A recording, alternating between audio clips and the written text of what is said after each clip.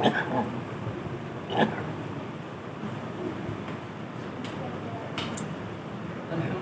نحمده ونصلي على رسوله الكريم اما بعد فاعوذ بالله من الشیطان الرجیم بسم اللہ الرحمن الرحیم یا ایھا الذین آمنوا ان جاءکم فاسق بنبأ فتبینوا ان تصیبوا قوما بجہالة فتصبحوا على ما فعلتم نادمین۔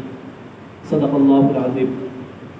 جیسا کہ بات چل رہی تھی کہ قرآن پاک کے اندر ایک سورہ حجرات، اس میں اللہ تبارک و تعالی نے مسلمانوں کو معاشرے کے آداب سکھلائے ہیں، طور طریقہ بتلایا ہے، اور یہ پوری کی پوری صورت آداب پر منحصر ہے۔ پوری صورت میں مسلمانوں کے آپس کے معاملات، تعلقات، میل جول، بڑوں سے کیسے پیش آنا ہے، مجلس میں کیسے بیٹھنا ہے، سب کچھ اللہ تبارک و تعالی نے تقریباً اس صورت کے اندر بیان کر دیا۔ تو اس آیت کریمہ کے اندر اللہ تبارک و تعالی نے فرمایا، ایمان والو، جب تمہارے پاس کوئی گناہ گار کوئی خبر لے کر آئے تو اس کی تحقیق کر لیا کرو، کہیں ایسا نہ ہو کہ تم انجانے میں اس بات پر عمل کر لو اور کل کو پچھتانے لگو۔ اس آیت کریمہ کا شان نزول علماء کرام نے بیان کیا ہے کہ ایک صحابی تھے، حارث بن زرار، یہ آقا مدنی صلی اللہ علیہ وسلم کے سسر تھے، یعنی امہات المؤمنین میں سے حضرت جویریہ یا حضرت میمونہ رضی اللہ عنہا ان کے والد تھے۔ تو یہ آقا مدنی صلی اللہ علیہ وسلم کی خدمت میں حاضر ہوئے اور اللہ کے رسول سے فرمایا کہ اللہ کے رسول مجھے کلمہ پڑھا دیجیے، میں ایمان لاتا۔ اللہ کے رسول نے کلمہ پڑھا دیا، مسلمان بنا دیا، اور کہا کہ اپنی زکوٰۃ ادا کرنا۔ چنانچہ انہوں نے اللہ کے رسول سے کہا کہ اللہ کے رسول، جو میں ایمان لایا ہوں یہ میں اپنی قوم پر بھی پیش کروں گا، اور جو ہمارے ذمہ داران ہیں، سرداران ہیں، میں ان کو بتلاؤں گا کہ ایمان لانے کے بعد زکوٰۃ بھی ادا کرنی ہے، اور جب میں ان سے زکوٰۃ کو جمع کر لوں گا تو میں فلاں تاریخ تک جمع کر لوں گا، آپ فلاں مہینے کی فلاں تاریخ کو اپنا ایک قاصد بھیج دینا تاکہ وہ زکوٰۃ لے آئے۔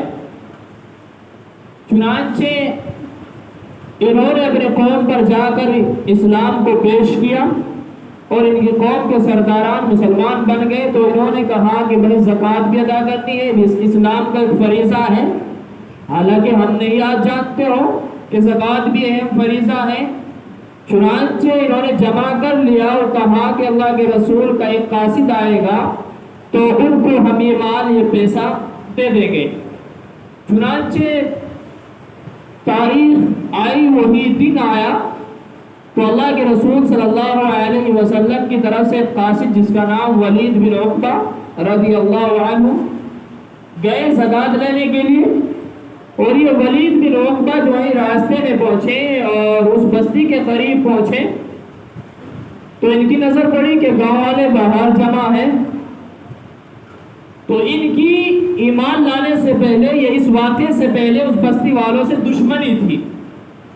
اب یہ فوراً دیکھ کر دل میں اور ذہن میں سوچنے لگے کہ شاید یہ تجھ سے بدلہ لیں گے، اور فوراً واپس موڑ گئے۔ واپس آنے کے بعد اللہ کے رسول سے کہا کہ اللہ کے رسول، انہوں نے زکوٰۃ دینے سے انکار کر دیا اور اس در پہ تھے کہ مجھے قتل کر دیتے۔ انہوں نے اپنے ذہن میں صرف سوچا۔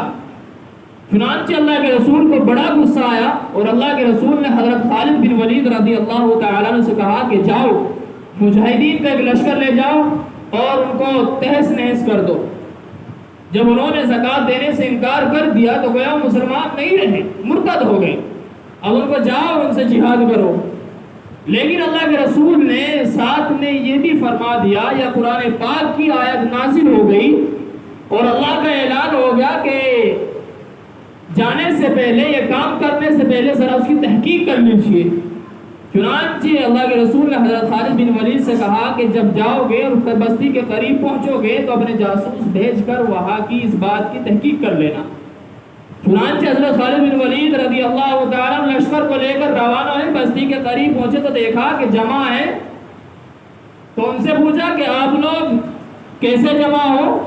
کیا آپ نے اللہ کے رسول کے قاصد کا مارنے کا، قتل کرنے کا ارادہ کیا اور آپ نے زکوٰۃ دینے سے انکار کر دیا؟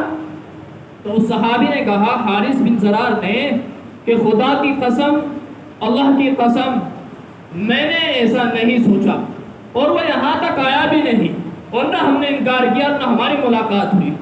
چنانچہ یہ صحابی اللہ کے رسول صلی اللہ علیہ وسلم کی خدمت میں حاضر ہوئے۔ اللہ کے رسول نے پوچھا کہ کیا آپ نے ایسا ہی کیا؟ فرمایا کہ اللہ کے رسول، اس ذات کی قسم جس نے آپ کو حق دے کر بھیجا ہے، میں نے ایسا ارادہ نہیں کیا، میری تو ملاقات بھی نہیں ہوئی۔ تو اللہ تبارک و تعالیٰ کا اگر یہ فرمان نازل نہ ہوتا تو آپ اندازہ لگائیں کہ مجاہدین کا وہ لشکر نہ جانے کتنے مسلمانوں کا خون بہاتا۔